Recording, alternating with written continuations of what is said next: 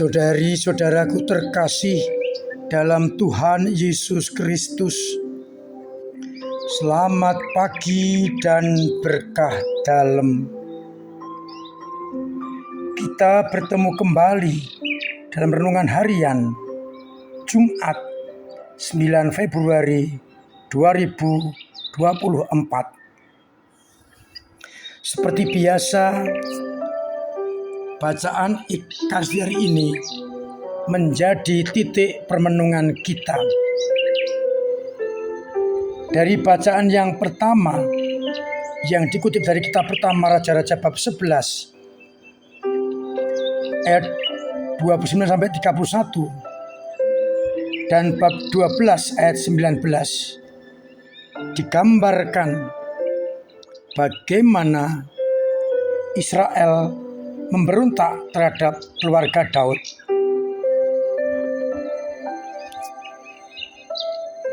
Digambarkan dan dilambangkan dengan perjumpaan Yerobeam dengan Nabi Ahia orang Silo. Nabi membagi kain baru sebagai kain kabung menjadi 12 koyakan dan 10 diberikan kepada Yerobeam.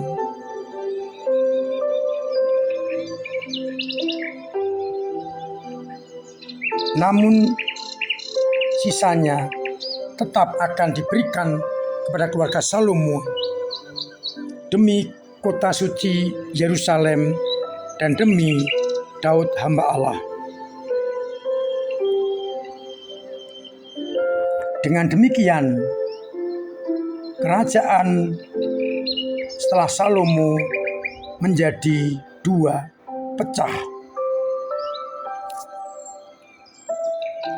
Namun kita lihat bagaimana meskipun Allah murka, Allah tetap mencintai umatnya, mencintai Daud khususnya. 2 suku diberikan kepada keluarga Daud.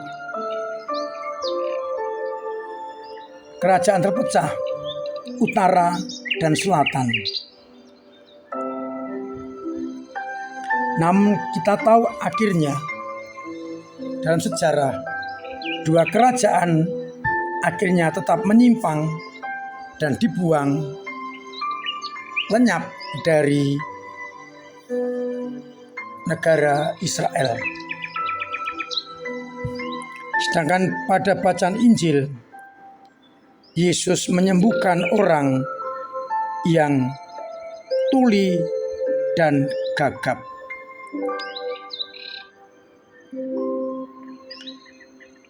Dengan memasukkan jarinya ke tanah dan meraba lidah orang itu dengan mengatakan Efata, yang berarti terbukalah. Maka telinga orang itu terbuka dan juga pengikat lidahnya terlepas dan bisa berkata-kata. Orang takjub dengan mengatakan, ia menjadikan segala-galanya baik. Yang tuli dijadikannya mendengar, yang bisu dijadikannya berbicara. Saudari-saudaraku terkasih dalam Kristus, dari bacaan yang pertama kita melihat kasih Allah tidak pernah akan ditarik kembali asalkan orang mau berbalik dan bertobat. Daud dan Salomo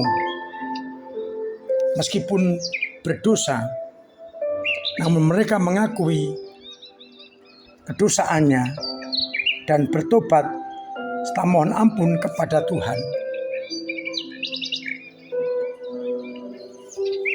Maka mereka tetap dikasih oleh Yahweh.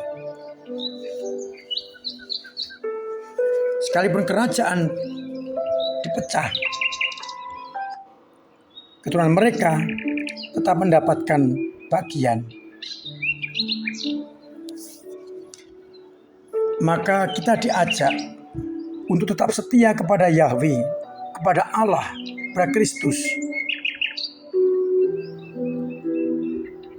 Dan kalaupun kita berdosa, kita kembali kepada Allah dalam pertobatan, sehingga kita tetap akan dikasihani.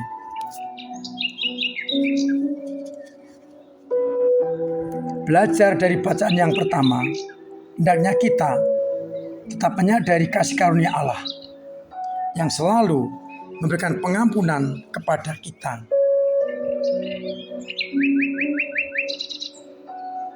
Sehingga akhirnya kita pun tetap mendapatkan keselamatan yang datang dari Allah. Dari bacaan Injil, kita melihat orang yang tuli dan bisu. Biasanya orang yang tuli karena pendengaran terganggu juga mengalami kebisuan. Orang ini disembuhkan Yesus sehingga ia kembali bisa mendengar dan berkata-kata. Kita memang tidak tuli dan tidak bisu, tetapi pertanyaannya, apakah telinga hati kita selalu mendengar suara Allah? Ataukah kita tuli kepada kehendak Allah?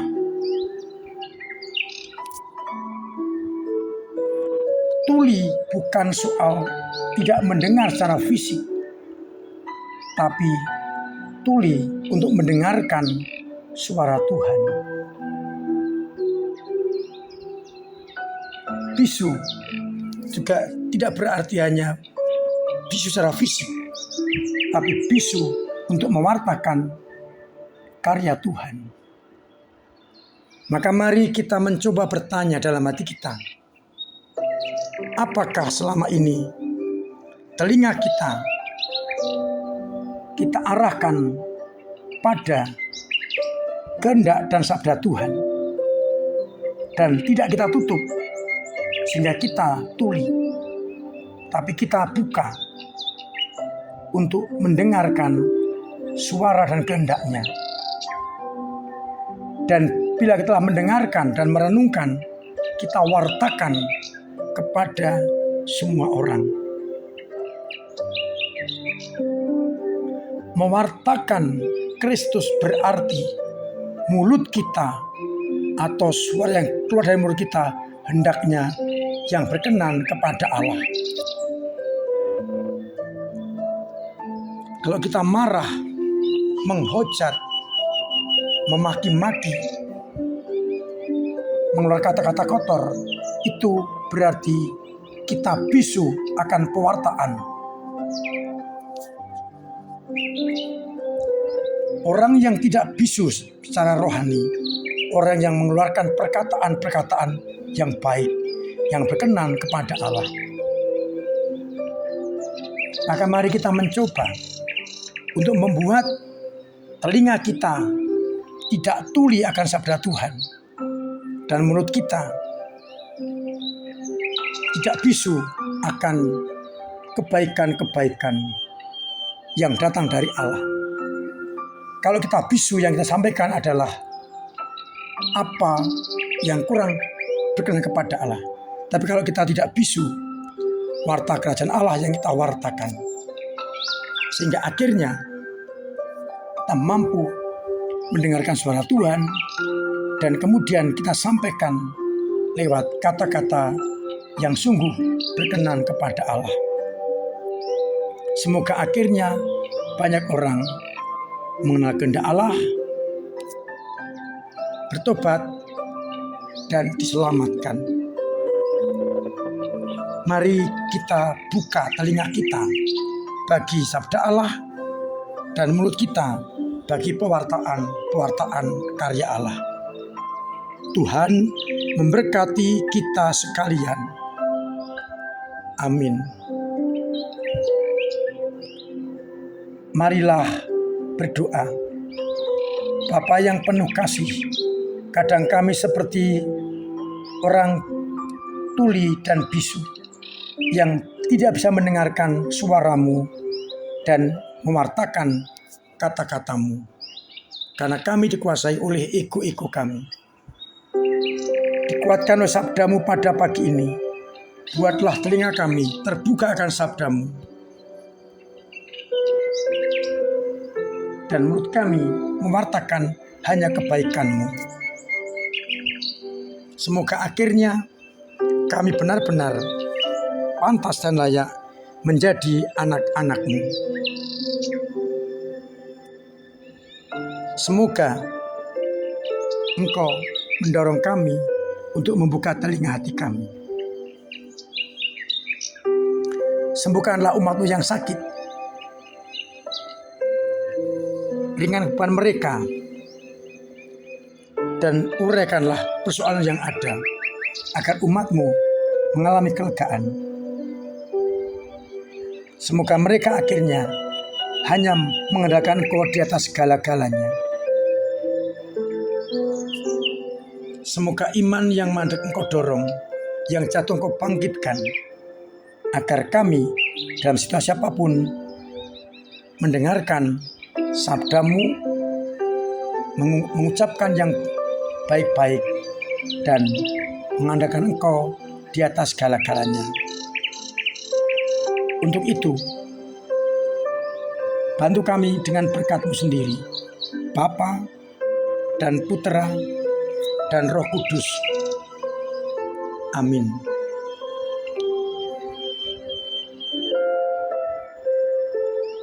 Saudara-saudaraku terkasih, tetap saya ingatkan, saya himbau, bahkan setengah saya wajibkan untuk tetap menjalankan protokol kesehatan dengan baik demi keselamatan kita dan sesama. Semoga dengan demikian kita mampu menciptakan suasana sehat di tengah masyarakat untuk membantu korban banjir baik di daerah Gubuk Kedung Jati maupun di Karanganyar. Dompet kemanusiaan tetap kita buka. Kita berbela rasa dengan mereka dan berdoa semoga segera tertangani dan jalan bisa lancar.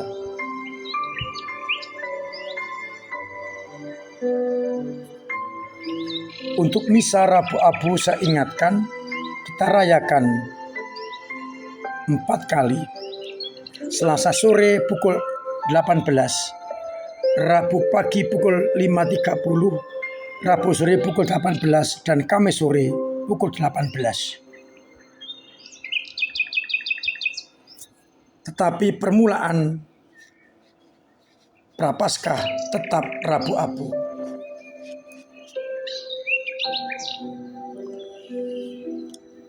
Terima kasih kepada semua yang telah terlibat dalam kegiatan gereja dengan doa-doanya, dengan tenaga dan karya, serta dengan dananya, sehingga gereja tak bisa melayani umat beriman. Mari bersama-sama kita siapkan hati kita untuk masuki pemilu dengan memilih sesuai dengan hati nurani, jangan golput, dan perluas cakrawala untuk mengerti siapa yang paling baik untuk kita pilih. Dengan melihat di berbagai medsos agar kita mengerti benar yang terbaik untuk NKRI. Akhirnya saya mengucapkan selamat pagi, selamat merenungkan, salam sehat, Tuhan memberkati.